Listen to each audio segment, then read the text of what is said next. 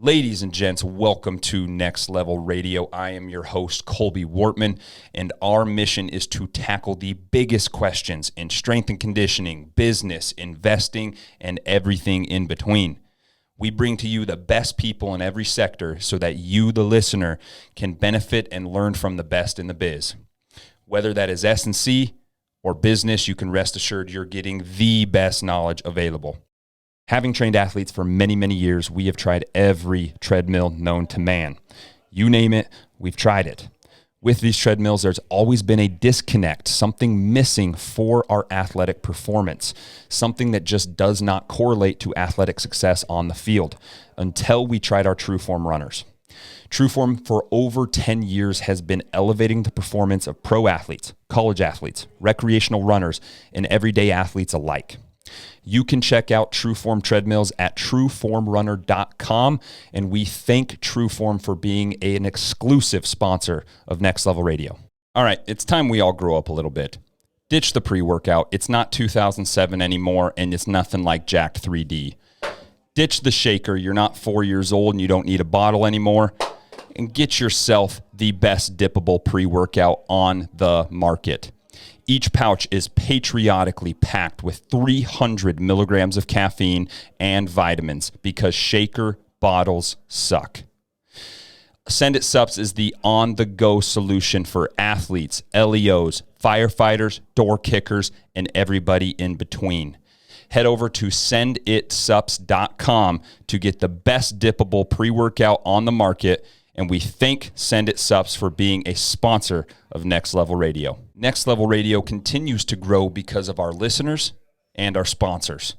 Today we present to you Fat Fish Brewing, the official beer of Next Level Radio. Whether you're looking for a night out with family or smashing the best craft beers in the area, you will find it all at Fat Fish Brewing. Check out Fat Fish on the Large Street in Dickinson, or check them out on their website at fatfishbrewing.com. Life has an amazing way of coming full circle and bringing to you the people that you need in your life at that time.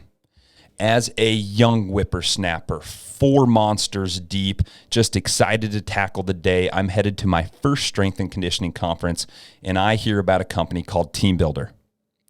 Multiple coaches with experience with Team Builder and other platforms said the exact same thing. They said that you can get very similar products across different platforms. However, the thing that truly sets aside Team Builder and puts their product above anybody else's is their true and genuine customer service. As a customer for many years, both at the university setting and the private facility, I can tell you, Team Builder's customer service is absolutely second to none. Late night emails, programming issues, emergencies on my end are all resolved very, very quickly. So join the thousands of universities and private facilities that use Team Builder to elevate their businesses by going to teambuilder.com, click Start My Free Trial, and use code NLT at checkout. Our next sponsor, Nutridyne, a medical supplement company aimed at enhancing performance and addressing the underlying issues of disease. You will be hard-pressed to find the quality that you'll find at Nutridyne. Listeners of this podcast get 20% off all supplements. Just go to @coach_Wortman and click the Nutridyne link in our bio.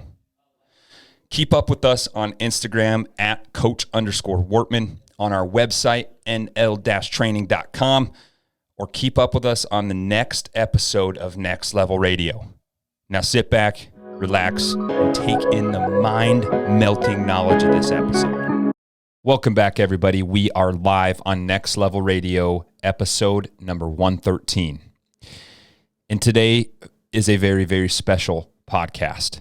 And I want this podcast to serve as a piece in time, a piece in history for me, for the viewers, and it may seem like a very big feat, and it may seem like such a big event in my life personally and for the people that are watching, but I want this to serve as a 5, 10, 15-year mark to show how much we can accomplish when we take bits and pieces out of our big objectives in life, okay? 11 months led up to this point. 11 months got me to the point that we're at today. And this podcast is going to be all about my experience at the Bismarck Marathon. For me personally, this is my first half marathon that I've ever run. And since the 11-month mark of getting into this running game and getting into being a hybrid athlete and getting into trying to accomplish being the fittest dad on earth, this is a big milestone. But what I'm trying to get across is I want this to be a big milestone right now. I want this to be a speed bump in 5 years. That's how big we're going. That's the aspirations we have. That's the goals we have of where we want this to go. But in today's world, in today where we're at right now, this is a big deal for me. And 11 months ago, I embarked on, right before my son was born, I embarked on trying to be a more well-rounded human, being a more utilitarian human, somebody that can do many things at a very high level without making fucking excuses with everything that we do. I made excuses for myself for many, many years. I would always say, I'm too big. I can't do it. I have too much pain. I've had too many surgeries. I've done all these things that don't allow me to do what I want to do, deep down inside, what I wanted to do.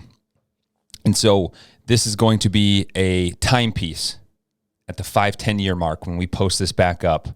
And I probably have a little bit of chubbier face right now, probably not as jacked as I want to be, maybe have another kid. Don't let my wife hear that. And this serves as a timepiece of the improvements that somebody can make when they put their mind to doing something that may feel impossible. And so getting up to this point, right before, we're going to detail everything.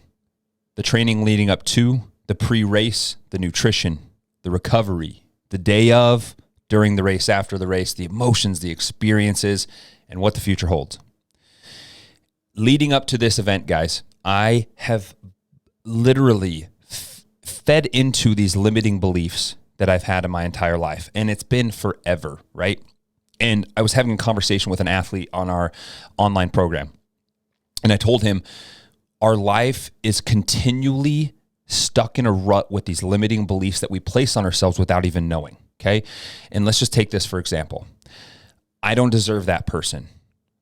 I'm not worth that amount of money, okay? Think about when you're charging for a business. I'm not worth that amount of money. How do people pay me? Why do I do these things? Or I could never run. I could never run a 5K. I could never run a 10K. And maybe we say this jokingly in conversation, and we say it in a piece of self-deprecation on ourselves. However, we end up living by that. We've spoke that into existence. We've manifested it to where there's a point where you believe it. If you can't run a 5K, you're going to believe that, okay? And so we get to the point where we say these things continuously and they get stuck in our heads, and then all of our actions wrap around that identity and we never break the mold, ever.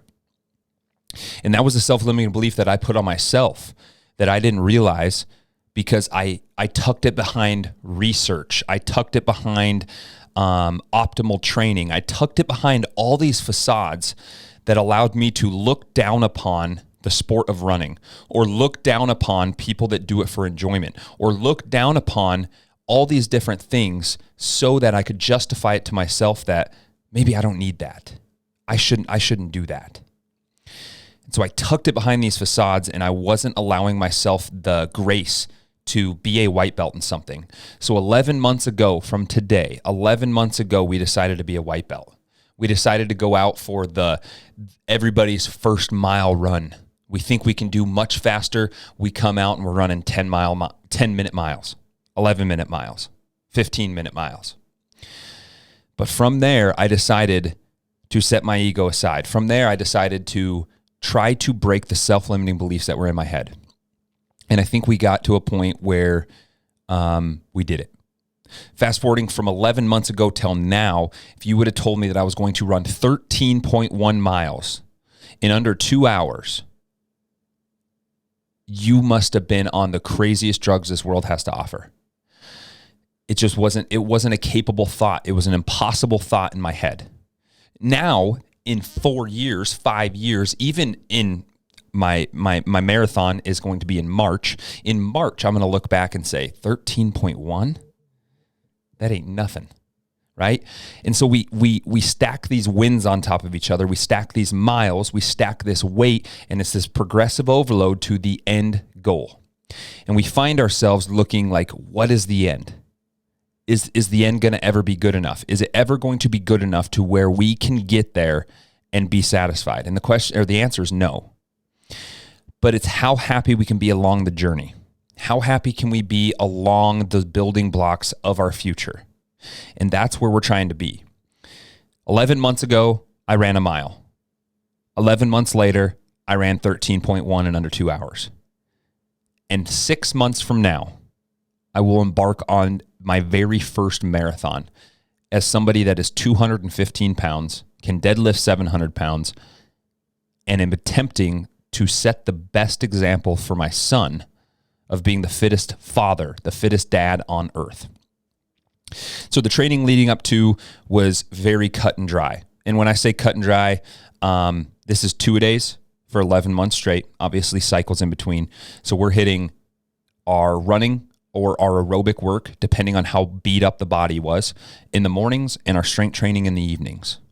And many people would say, well, how do you have time for that? How do you have time for that? And it's all about the priorities that you set in your life. How do you have time for 2 hours of TikTok?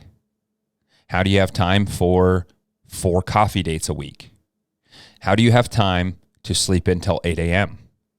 Those are the questions you have to ask yourself when you're wanting to get to a point where you feel that you are maximizing your potential.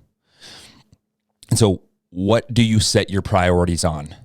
And for me personally, we got all the way up to 30 and 35 mile weeks, which is the highest that I wanted to go for this Bismarck half marathon.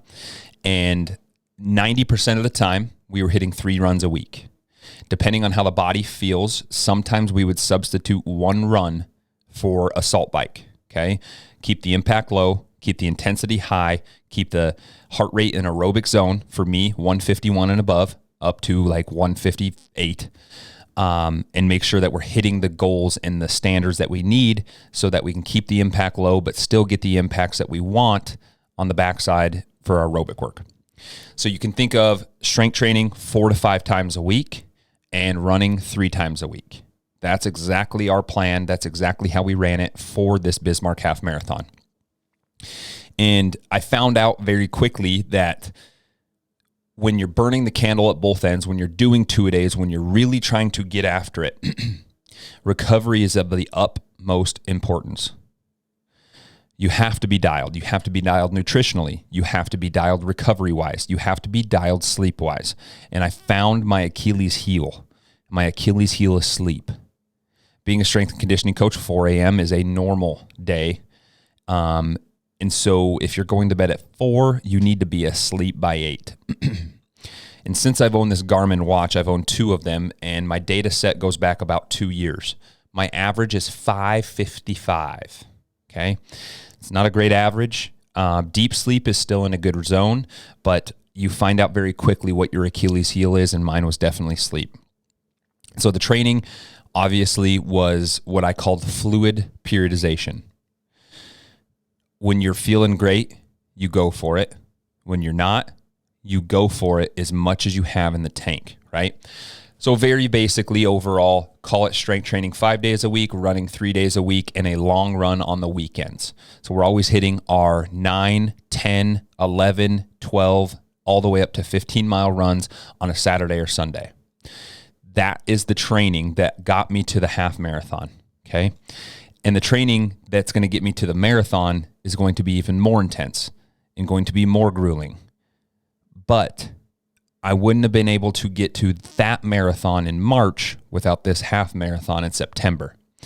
And I wouldn't have been able to get to the half marathon in September if it wasn't for that 1-mile run 11 months ago.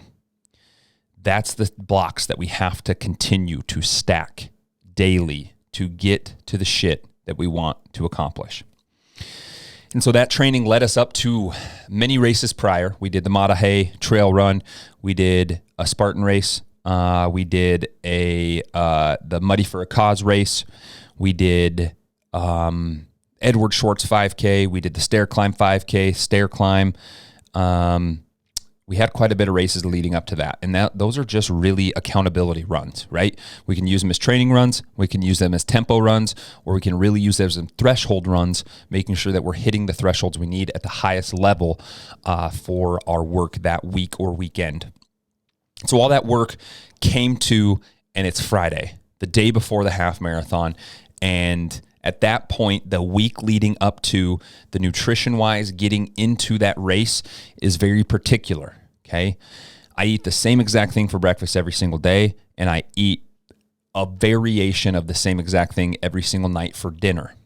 And we have to get to the point where if we are looking to achieve this big overarching goal for us specifically, and the size of the goal does not matter, right? It's in terms of your goal. Is it big to you? Then it's a big goal, right? And so nutrition-wise, we dial it in very, very, very specifically. Very high protein, moderate carbohydrate, and lots of fruits. However, as the training ramped up, as we got into month 5 through 6 through 10, we found that we were under-eating carbohydrates because we've always been told carbohydrates are the devil, right? And I always knew that that's not the case, and I knew that this was something that I needed to do, but I didn't realize the quantity that I was needing as soon as we started ramping up two-a-days. And ramping up to two-a-days is a bigger and more difficult beast. And so our carbohydrate intake had to increase. And so on the race week, we're up to 350 to 400 grams of carbs a day. Prior to race week, we're looking at 200 to 250, okay? So we're almost doubling our intake of carbohydrates the week of the race. This is what's going to help us kick into that last leg of the race, as the Bismarck Marathon was all uphill for the last kick. And so the pre-race day of the Bismarck Marathon was awesome. I have not had Olive Garden in 4 to 5 years. I absolutely demolished chicken and shrimp carbonara with 2 full baskets of breadsticks and salad. And then we got 2 full baskets of breadsticks to go.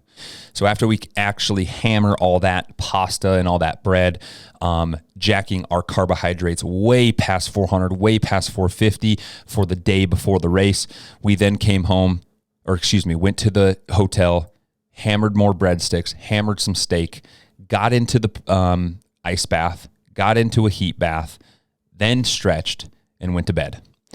So that's what we did prior to the race. We made sure that our carbohydrates were very high, made sure that our fats were lower, because for me personally, I tend to have GI distress if I'm taking in a ton of fats, as I'm not used to taking those in. And the last thing you want is a bathroom run during your race, right? So luckily, we had a bowel movement before the race. It was timed perfect, about 20 minutes before the race.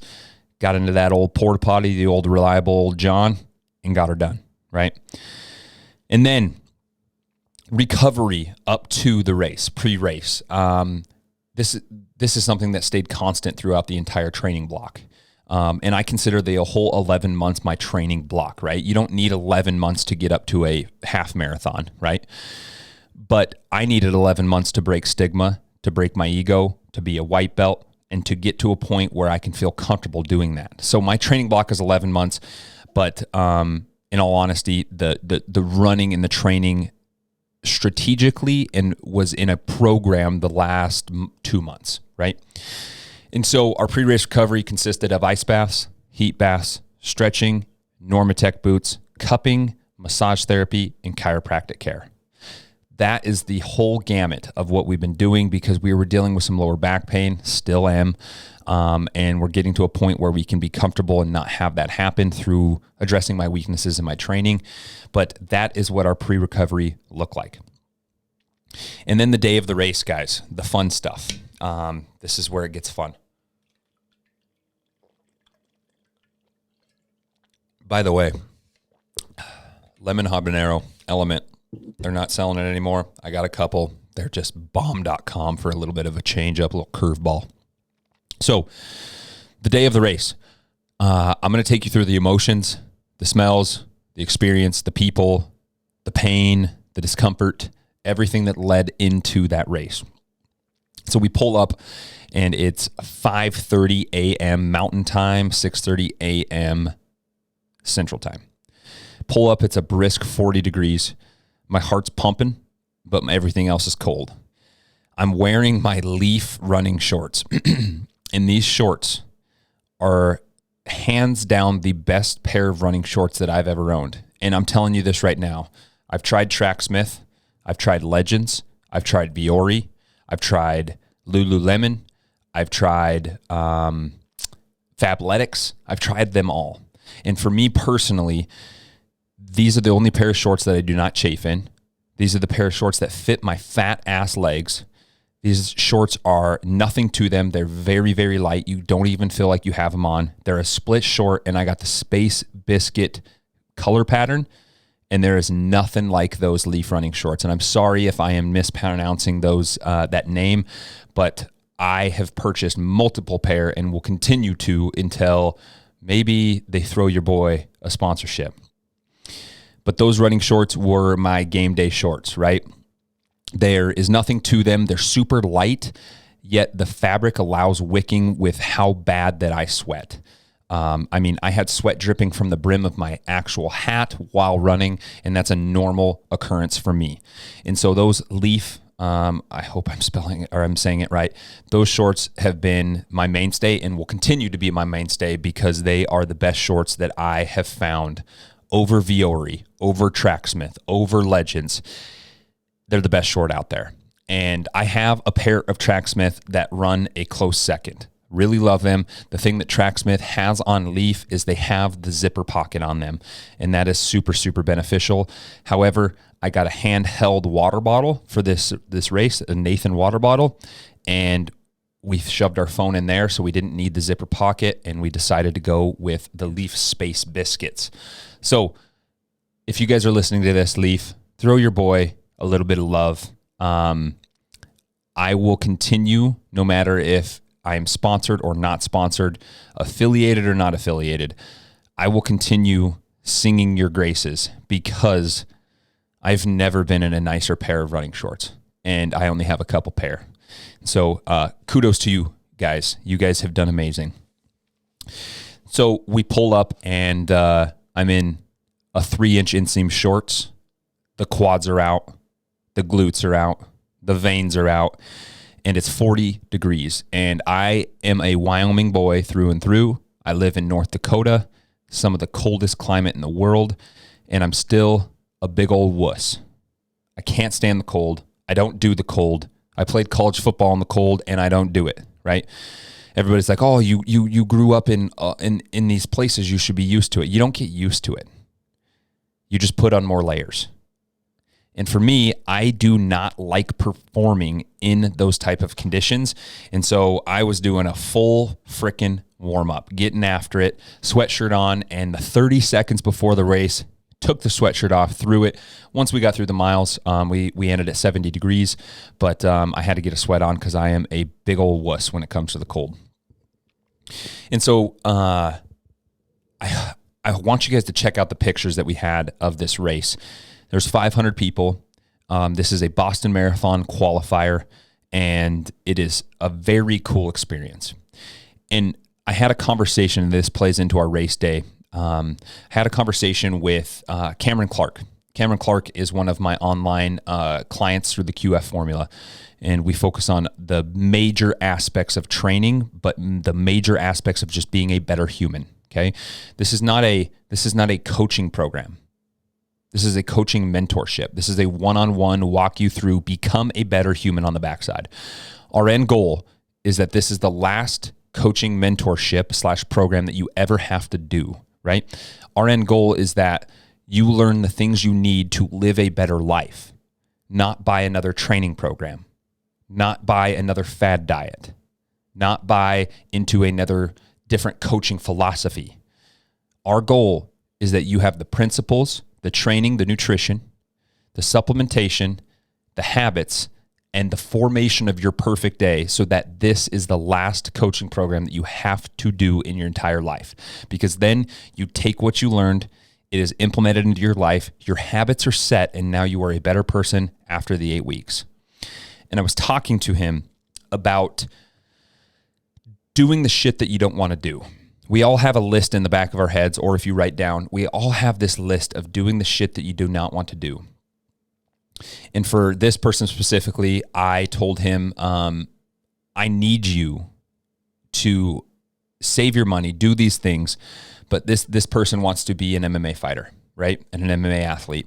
And he's moved to a new town for this. He's done some really cool things. And he's moved all the way across the state just to get an opportunity, not a guarantee, an opportunity to fight, an opportunity to learn, an opportunity to do these things. And I told him, this is what you need to do. The reason why I did this Bismarck half marathon is because one day I decided, son of a bitch, I'm just going to sign up for it and I'm going to do it. And this plays into a bigger role in everything that we want to do in our life, right? You want to buy a rental property. You want to do this. You want to do that. So I told him, I said, you need to gather 70% of the knowledge you need to make the decision, and then you need to jump. The next 30% will come. The next 30% will come fast, and it's going to come through mentorship and experience and jumping into the fire. But that last 30% is not gained by analysis paralysis. That last 30% is only gained in the experience. So I told him, I said, you know what you need to do? You need to reach out to the coach that runs the MMA gym there, and you need to tell him, I'll clean the place. I'll wash the toilets. I'll clean the mats. I'll do all this. If you can just let me be a fly on the wall in your class, if you can let me into your class and allow me to learn and allow me to grind, I will keep this place spotless. And that's what he did. And that turned into his experience of getting into this gym, doing the things he wants to do, and so on and so forth.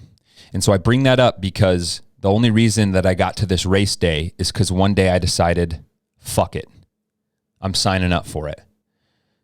It's either going to make me or break me.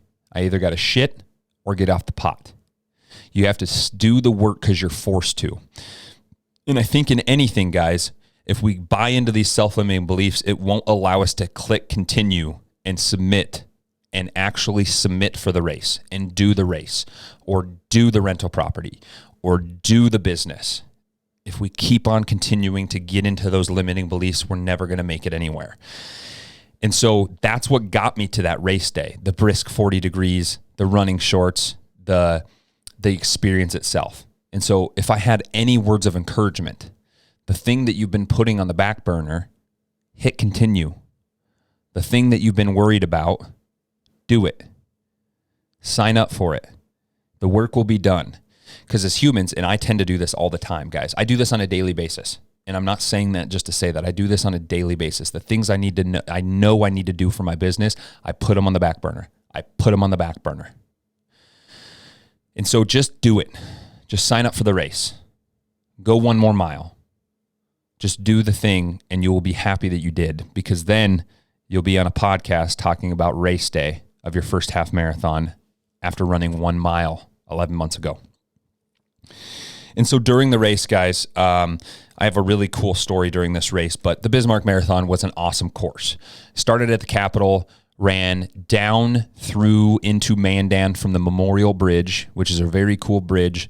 You go through Mandan into the Expressway Bridge, go across the river again into right before you get to Shields. Then you take a big old loop around the Riverwood Golf Course. And then you start heading north through a big park up to the Capitol again, and then you finish. And my training runs, I've gone up to 15 miles, 2 separate 15-mile runs. I've hit 10s, 11s, and 12s religiously, and it was a good training block. And for me, shooting for a sub 2-hour half marathon, I needed to be under, I believe it was 8:50 pace. And I'll check that out, but I believe I needed to be under a 8:50 pace. And so I averaged 8:30 to 8:40 is what I'd have to pull up my Garmin, but I averaged 8:30 to 8:40. But to hit a sub 2 hour marathon, okay, we need to be sub 9 minute mile. Okay. So mine came in at like an 8:40 because that put us at about $1.53. So 8:40. And an 8:40 pace is a good pace for me, right? When I'm getting to my marathon in March, I would like to be towards that 8 pace. So we're going to have to take off 40 seconds over 26 miles. And it doesn't sound like a lot, but it's a lot, ladies and gentlemen. It's a lot. And so during the race, guys, I was in a groove. Mile 4 was a 7:07 pace, way too fast. Had a little bit of a downhill stretch, but we were able to tone it down because I knew I was going to need it for the kick at the end. And we were going and had a conversation with one guy. Didn't converse much. Had the headphones on, listening to actually a Nick Bare podcast and a Power Athlete podcast, and then a Joe Rogan podcast. And as we're going, we're heading south, just like Zach Bryan would say, and everything feels good. Everything feels great. Only stopping at like every third way station, not stopping, grabbing and running. But I had my Element electrolytes in my Nathan water bottle. So we kept very hydrated the whole time. It has 16 ounces, and that was obviously gone by the 13.1. But the Element hydration kept us rocking and rolling. And you'll instantly feel that difference, guys. You can feel it within your next mile. Like you take the Element and you can feel that kick in, you can feel that hydration.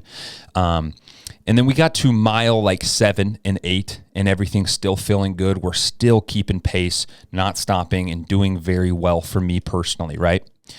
And at mile 8 is when we took our maple syrup little packet and just hammered that, and that gave us a little bit more glycogen stores, a little bit more glucose to get us through and feel strong towards the end kick, right?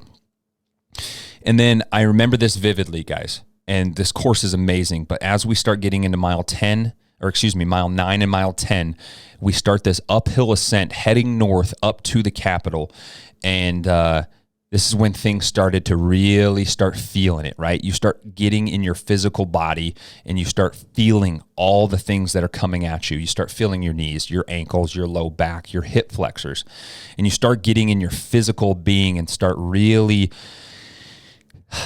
buying into the pain that you're feeling. Prior, you're on an endorphin rush. You're just on this high, right? But then you start getting towards that end, and that's when things would get really Western.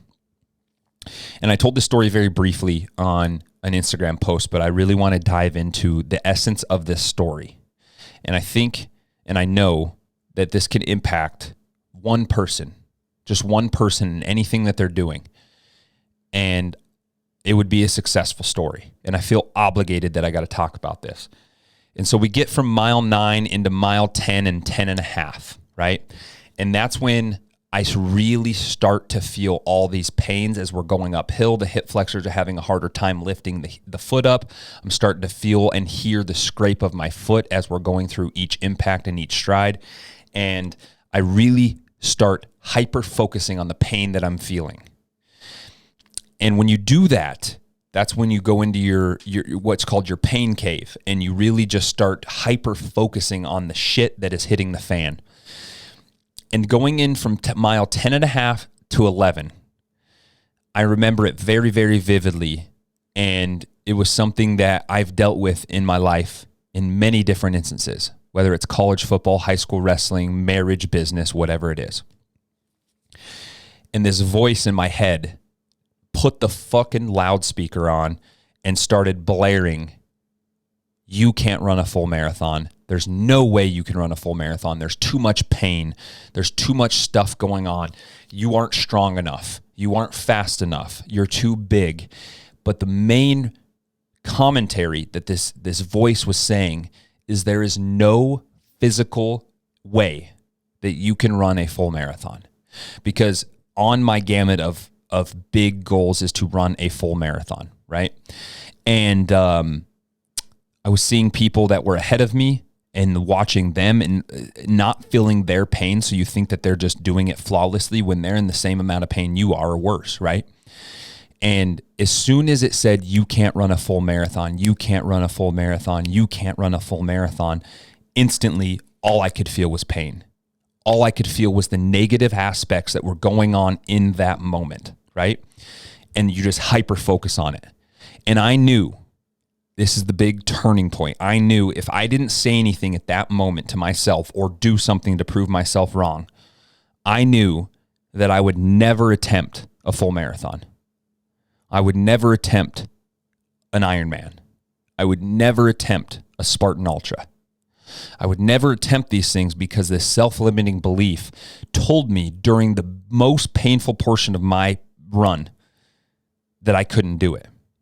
And I saw these people that were doing it, and I just didn't feel their pain. I only felt mine. And this is when the lower back and the hip flexors and everything started to kick in. And so I stewed in that for the next mile and a half, getting us into 12 and 13. And stewing on that, I knew that I had to say something, do something, prove something to myself, right? And so this last mile is a very, very good incline, this very high grade into your last kick across the finish line up at the Capitol.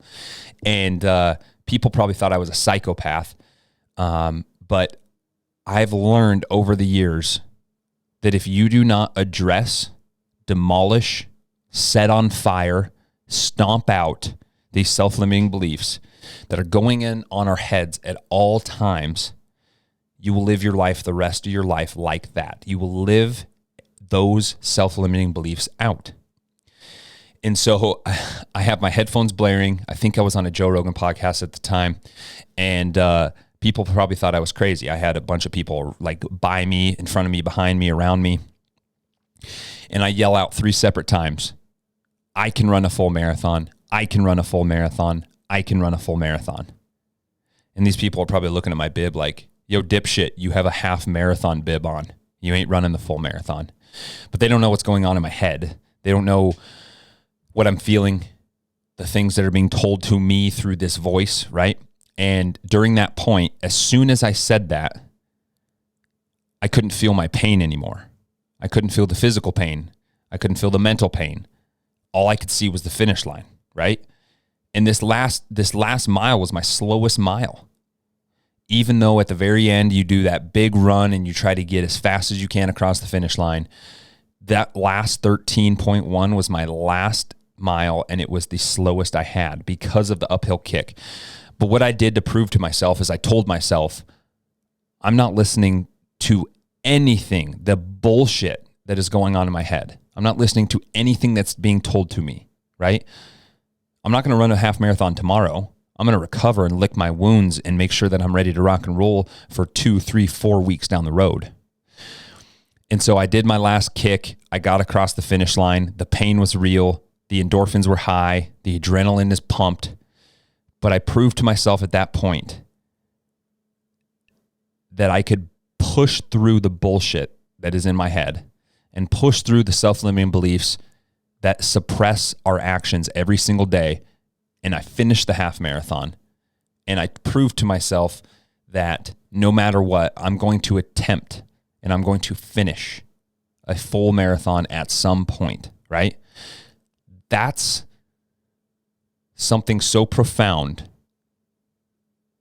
that I experienced during that run that I think can correlate to any and all experiences in life. I don't deserve that. I don't deserve that raise. I don't deserve that promotion. None of my family members got their masters. I shouldn't get my masters. There's no way. I've never run even 1 mile. I couldn't run a 5K. There's too many people that have started that business. There's no market for that business. There's no demand for that business. I'd just go out of business. That's the bullshit that is fed into our head every single day. And that's the bullshit that we live our life by every single day. Get 70% of the information you need to make a decision and do it. Hit continue. Submit your application. Do the things you need to do that you know you need to do, because That's going to get you from running your 1 mile 11 months ago to running your first half marathon in September and running your first full marathon in March. Those are the stepping stones that you need to take. And so if you took anything from this podcast, the one thing is destroy, set on fire, and stomp out every self-limiting belief as soon as it enters your freaking head. As soon as it enters your head. Demolish it, stomp it out, set it on fire, all your self-limiting beliefs, the instant that it speaks it to you. That there will be the best thing that you could learn from this podcast. And I hope you apply it to anything and everything that you can think of, okay? I'm sure I didn't come up with about 50 different examples of what you could do so that you can break through those self-limiting beliefs. My last example was the self-limiting belief when I was addicted to heroin, when I was addicted to pain medication, and when I was what I call a trash can junkie. If I didn't have my preference of my drug of choice, I just did whatever I did to escape the reality that I'm in right now. And I told myself for many, many years, I went through drug addiction for 10 years. I was addicted to those things for 10 plus years. I told myself, I'm an addict and I need some type of external substance to get through my day. And you tell yourself that over and over and over, and you start to believe it over and over and over. I want to go to the movies. Okay, let me take this pill. I want to go to the football game. Okay, let me smoke this weed. I want to go hang out with family for the family barbecue. Okay, let's have a few beers. We attach these substances to everyday life through our self-limiting beliefs that tell us that we need and are dependent upon an external substance to get through our day and to escape the current reality that we're in. Destroy your self-limiting beliefs as soon as they enter your head. Destroy them. That was the Bismarck Marathon. That was my experience as a whole. That was how I felt, the emotions, everything about it.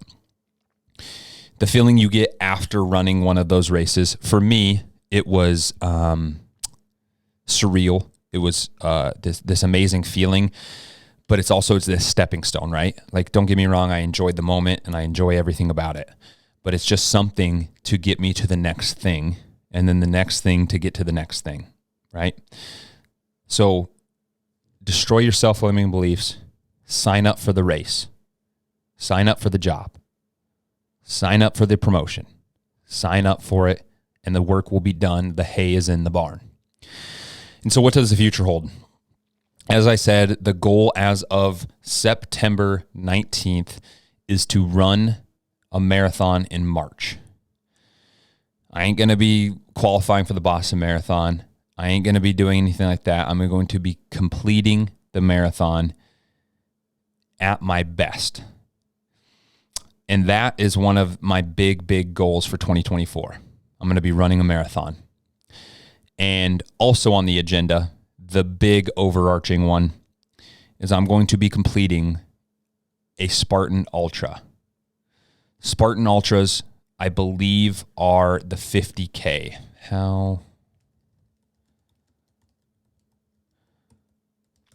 I believe they are 50K. So 60 obstacles, 50 kilometers, and nothing short of just destruction, right? So for 2024, because we're running out of time in 2023, our goals are to complete a full marathon and a Spartan Ultra and anything else that comes up on the plate. And we just attack it by putting the hay in the barn, doing the work, and hitting the submit button and making sure that we do it. So that has been episode 113 of Next Level Radio, the Bismarck Marathon breakdown, the Bismarck Marathon summary, and the things you can do to break through your self-limiting beliefs. Break through your self-limiting beliefs sometime this week, because they happen every single day. Have a wonderful day. We will see you guys next week. Next Level Radio. Peace.